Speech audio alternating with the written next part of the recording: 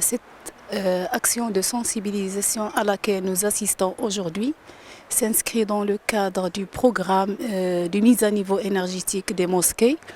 qui fait l'objet d'un partenariat conclu entre le ministère des Habous et des Affaires islamiques, le ministère de l'énergie et de l'eau, de l'environnement,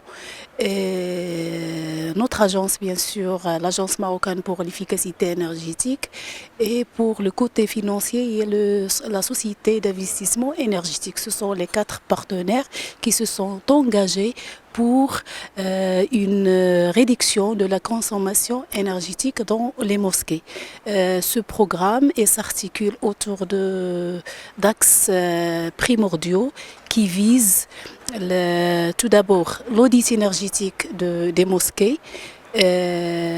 pour évaluer le potentiel d'économie d'énergie et l'élaboration de plans d'action pour l'intégration des équipements d'efficacité énergétique, à savoir les lampes basse consommation, en particulier les LED, pour leur performance énergétique et pour vu que le côté éclairage il représente une grande part dans la facture énergétique des mosquées. L'autre composante ou la technologie, il consiste à la mise en place des installations pour le chauffage d'eau, c'est-à-dire le chauffage qui va être utilisé par les occupants des mosquées sera chauffé à travers la composante solaire thermique. Et la troisième composante, il consiste en la mise en place de panneaux photovoltaïques pour contribuer à la production de l'électricité de certains mosquées. La contribution de l'AME, notre agence marocaine pour l'efficacité énergétique, elle consiste en particulier à organiser une série d'ateliers de sensibilisation des imams dont cette action relève, la formation des cadres des ministères des Affaires islamiques et des Habous,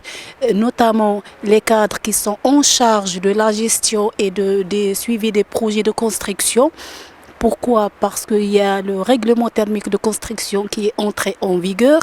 et pour les nouvelles constructions, il est primordial d'adapter leur cahier de charge à ce règlement pour que toute nouvelle construction de mosquée soit en conformité avec le présent règlement. إن شاء الله غادي ننقلوا هذا الكلام اللي دار في هذا اللقاء إلى الناس الذين يؤمون المسجد، وبصفتي خطيب إن شاء الله سأخصص خطبة يوم غد إن شاء الله للبيئة والكلام عن البيئة،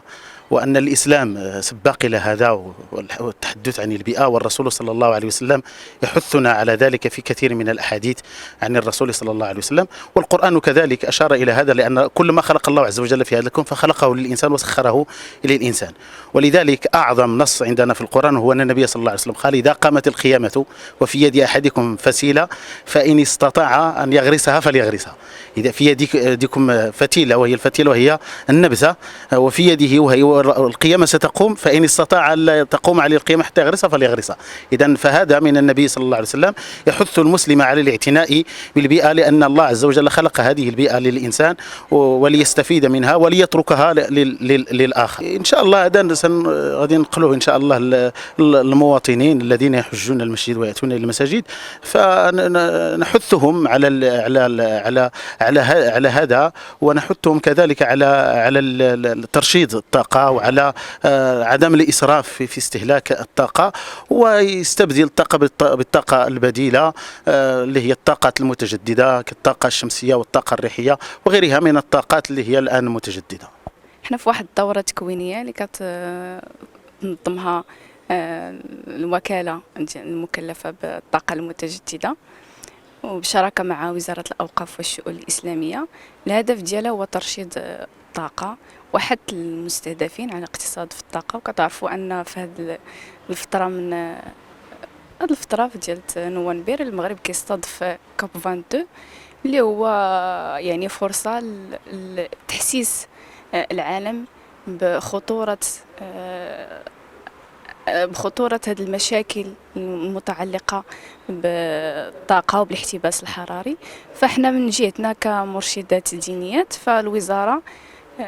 يعني ارتأت أننا ندخلوا في هذا البرنامج نظرا لأننا عندنا واحد العلاقة مع المواطنات المغربيات، فبالتالي غادي نستخدموا هذا الإقبال اللي عند المستفيدات في المساجد باش نحثوهم على أنهم يقتصدوا في الطاقة ويستخدموا الطاقات المتجددة اللي كتحافظ على البيئة أو الصديقة للبيئة.